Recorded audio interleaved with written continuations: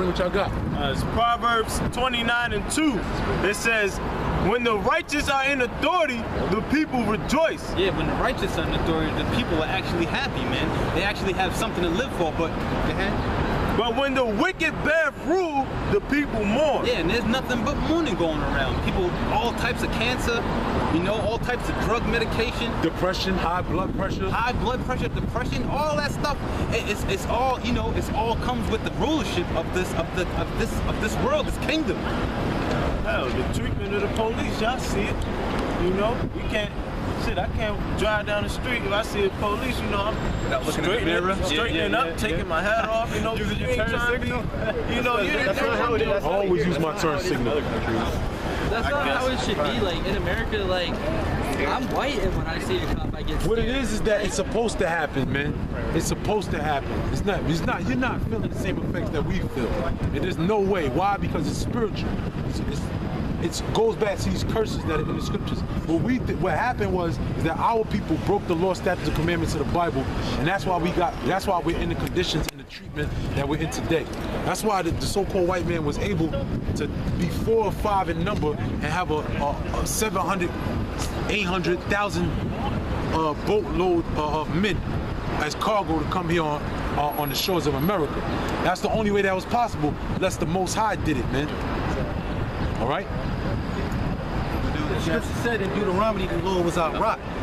The Lord shut us up. You know, I'm gonna try to get it real. Can I say something? Yeah, go ahead. Yeah, and in DC, they actually have a museum. Like, they just built this new Black History Museum, and the brother was just talking about the boats.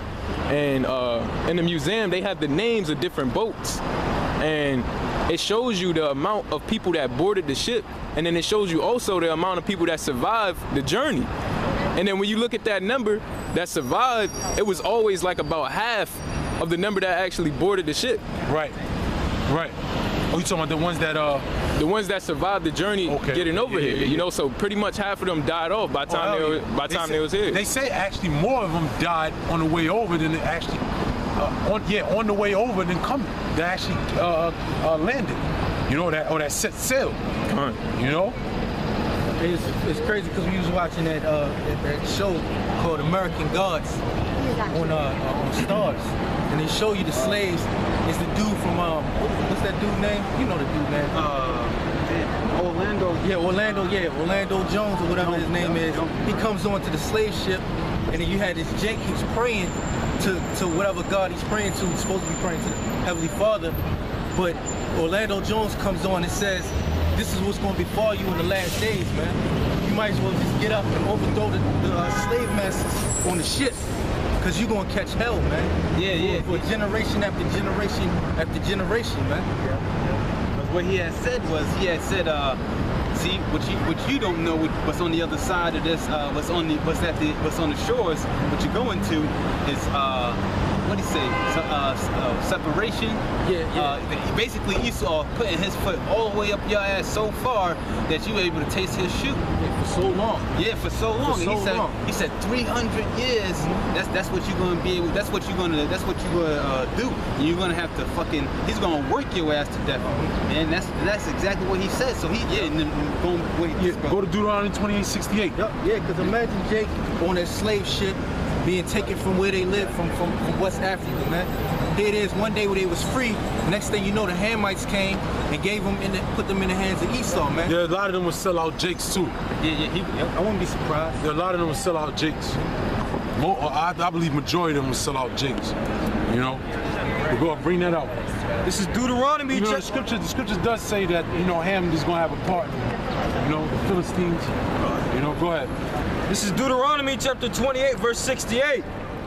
And the Lord shall bring thee into Egypt again with ships, by the way whereof I spake unto thee. You know what proves it too? I'll just say this real quick, we go back to that.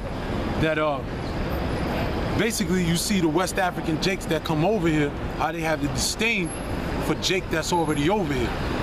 They look at Jake that's already over here like they ain't shit, like they lazy, like nothing ever happened to them. When we're the same people, you know. But you see, it's spiritual. The ones that stayed over, now they finally taking their ass over here, They think they better. All right, go ahead and read that again. This is Deuteronomy chapter 28, verse 68. And the Lord shall bring thee into Egypt again with ships, by the way whereof I spake unto thee. Thou shalt see it no more again, and there you shall be sold unto your enemies for bondmen and bondwomen, and no man shall buy you. Yeah, meaning no man's gonna save you. And that's what Jake was saying in that documentary or movie, whatever y'all was talking about. Yep. You know, and then no man's gonna buy you, no man's gonna save you, man. Meaning no one's gonna bail you out. Because this is a prison sentence, man. When you get locked up, you need to get bailed out. That's because there's a price that you owe. You know? Go ahead. This is Daniel chapter 9, verse 12. And he had confirmed his words, which he spake unto us, and against our judges that judged us, by bringing upon us a great evil. For under the whole heaven have not been done as have been done upon Shalakia.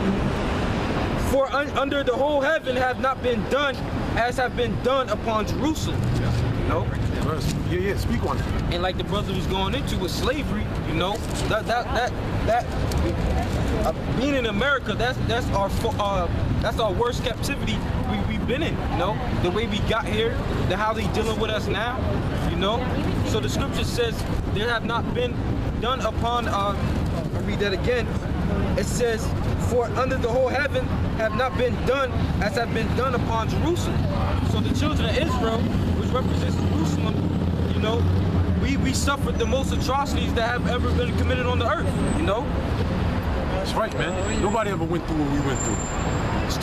Starting with Judah, Benjamin, Levi, all the way down to Gad, to the northern tribes, the Latin-speaking tribes, to Issachar, man. Nobody, because the thing is, we got our ass whooped, right? And now we still working. We working for what we built. You know, where does that happen at, man?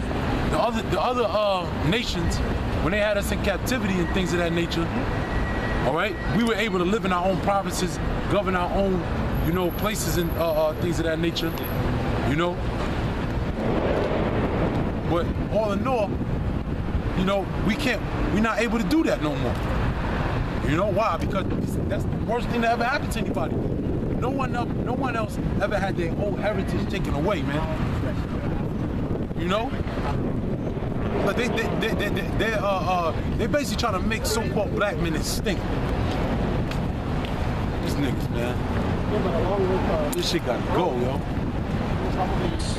Yeah, like the Yashawamba said, you know, we living in the worst case scenario. By far. By far. You can't tell a man from a fucking woman. Complete. It's utter confusion, man. Go ahead.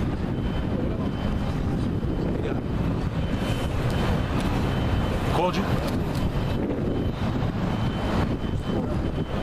Yeah, you're caught. Okay, all praise to Yahweh, Bashim Yahushai, Divine South Apostles and Elders of Great Millstone. Shalom to the elect. Shalom. Shalom.